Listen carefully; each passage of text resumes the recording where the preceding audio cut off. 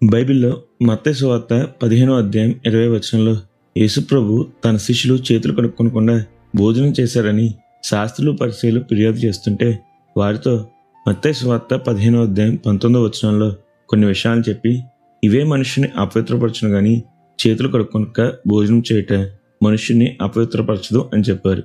మరి మీరు ఎప్పుడైనా ఈ వచనంలో ఉన్న విషయాలతో మిమ్మల్ని మీరు సరిచూసుకున్నారా? అయితే వినండి, ఈరోజు దేవుడు మీతోనే మాట్లాడుతున్నాడు. మరి ఈ రోజును దేవుని వాక్యదానంతో ప్రారంభిద్దామా?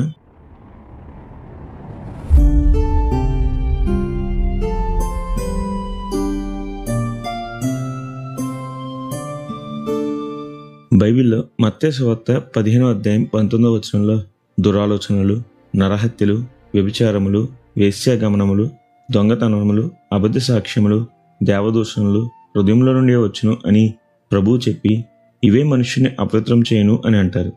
మరి ఈరోజు మీ హృదయం ఎలా ఉంది?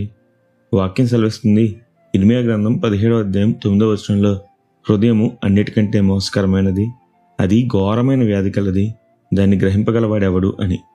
అవును, ఈ హృదయం దేవుని వాక్యంతో నిండి ఉంటే జీవదారులు ప్రవహించే ఊటవలే ఉంటుంది, కానీ లేకుంటే ప్రతి దుష్కార్యానికి ఇదే ప్రథమ స్థానంగా ఉంటుంది. అందుకే కదా ఎరుకలో దొరికిన ఏదైనా సరే అది మొదటిది కాబట్టి దేవునికే ప్రతిష్ఠితం అని యెహోషువ ఇశ్రాయేలీయులకు చెప్పినప్పుడు ఆకాను విన్నాడా? లేదు కదా. ఓ బంగారు కమ్మి, దుస్తుబట్ట, వెండి నాణాల కోసం తన ప్రాణం, తన కుటుంబ ప్రాణం, అజ్ఞానం కారణంగా కొందరు ఇశ్రాయేలీయుల ప్రాణాన్ని తీయలేదా? ఆ దోపుడు సొమ్ముపై అతనికి ఆశ ఎక్కడ కలిగింది? హృదయంలోనే కదా. ఇంకా హవ్వ ఆదామును చూడండి, వద్దన్న పండు తినడానికి ముందు హవ్వ ఎక్కడి నుంచి ఆలోచించి ఉంటుంది? హృదయంలో నుండే కదా. ఇంకా ఎవరి గురించి చెప్పను, ఫిలిస్తీన్లో ఒకతను చూసి ఆశపడిన మహాబలశాలి సంసోను, 30 వెండి నాణాలకు ఆశపడి ప్రభువును అప్పగించిన ఇస్కరియోతు యోధ, ఇహలోకాన్ని ప్రేమించి పౌలును విడిచిన దేమ, వీరందరికీ ఆశ ఎక్కడ పుట్టింది? ఆలోచన ఎక్కడ మొదలైంది? హృదయంలో నుండే కదా.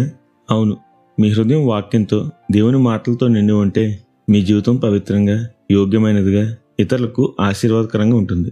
అలా కాక లోక విషయాలతో నిండి ఉంటే అది తప్పక మిమ్మల్ని అపవిత్రపరిచి దేవుని నుండి దూరం చేస్తుంది, నిత్య నరకాగ్ని పాలు చేస్తుంది.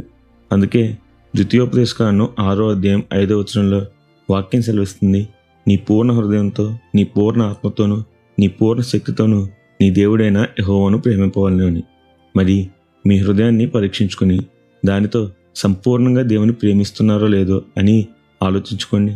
అట్టి గొప్ప ధన్యత జీవదారులు ప్రవహించే వాక్యంతో నిండిన హృదయం దేవుడు మనందరికీ దయచేయనుగాక.